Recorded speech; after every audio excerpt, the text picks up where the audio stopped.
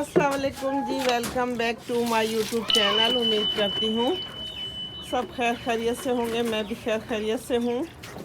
ये देखें जी, ये गमलों की छिलाई धुलाई कराई हो रही है। क्या हुआ, नीचे हो गया काम? काम हो गया नीचे। काम हो गया नीचे। नीचे जो है ना, एक कमरे का फर्श टूटा हुआ था, उसको जोड़ा है, जोड़ लगाया है।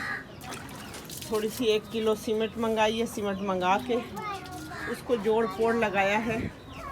और ये मैं छत पे आई हूँ, मैंने कहा आपको दिखाऊं पौधे और फिर मैं बनाऊंगी वीडियो अपनी। तो ये देखें, ये है हमारा मुर्गू और ये हमारी है बकरी। आपको बताती हूँ कि बच्चे कितने चालाक होते हैं। एक चालाक बच्ची की कहानी बताती हूँ। हमारे पड़ोस में शादी हो रही थी उनके बेटे की ना, पड़ोसियों के बेटे की शादी। तो जो दुल्हन है ना, उसका घर 3-4 गलियाँ आगे है। तो वो दुल्हन जो है वो दुल्हन की मामी और मामी की बहन वो गांव से आए थे।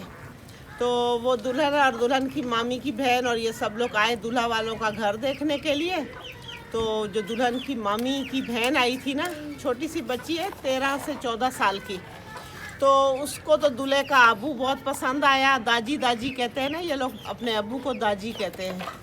तो वो कह रही है, मुझे तो आप दाजी लगते हो, दाजी लगते हो। और हम देख के बनाओ वो कहती है कि ना, मुझे आप दाजी दाजी लगते हो। तो दाजी ये लोग अपने अबू को कहते हैं। तो वो 13-14 साल की बच्ची, उसने कहा मुझे बस दूल्हे वालों का घर पसंद है, हर वक्त सुबह आए शाम तक इधर ही बैठी हो। वो दुल्हन वाले के घर जाए ही ना। उसकी दोस्ती हो गई थी उसके साथ दूल्हा वालों के घर पे। तो बाबा है ना उनके, तो माशाल्लाह अपने 4 बेटे और 3 बेटियां। तो ये बच्ची जो है ये नई बेटी बन गई। अब ये कह रही है कि मैं पढ़ाई में इतनी अच्छी हूँ, मैं ऐसे अच्छी हूँ, मैंने डॉक्टर बनना है, मैं इस तरह अच्छी हूँ पढ़ाई में।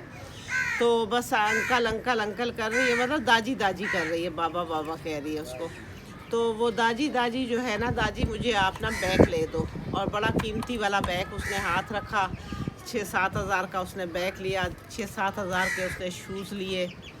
अब जिसने अपनी बेटियों को 6-7 हज़ार शादी के भाई की शादी पे जोड़ों के नहीं दिए थे क्योंकि गरीब बंदा था, लेकिन वो खुश हो रहा है कि ये बच्ची बहुत लायक है, बहुत पढ़ी लिखी है, बहुत पढ़ रही है, इसको बहुत आगे जाना है।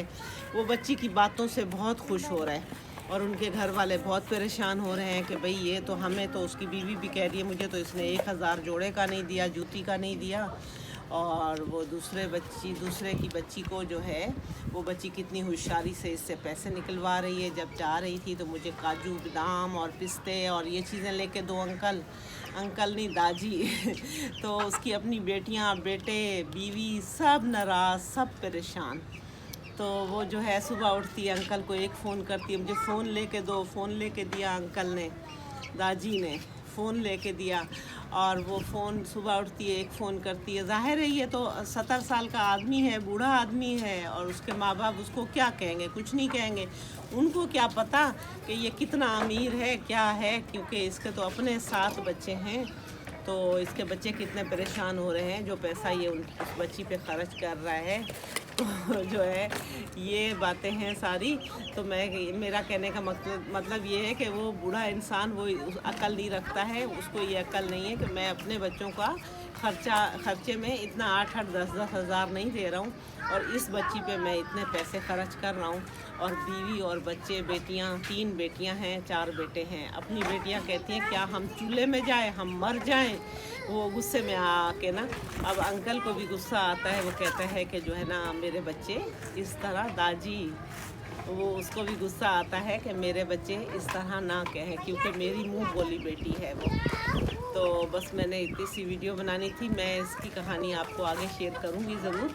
मेरा कहने का मतलब ये है कि उस लड़की के माँ बाप को भी कहना चाहिए कि बच्ची इतना ज़्यादा ना करे कि अपने बीमार होने का भी हाल ख़बर दे रही है और अपना बता रही है कि मैं बहुत बीमार हो गई और मैं बहुत टेंशन में हूँ और मैं बहुत परेशान हूँ और मैं उदास हूँ।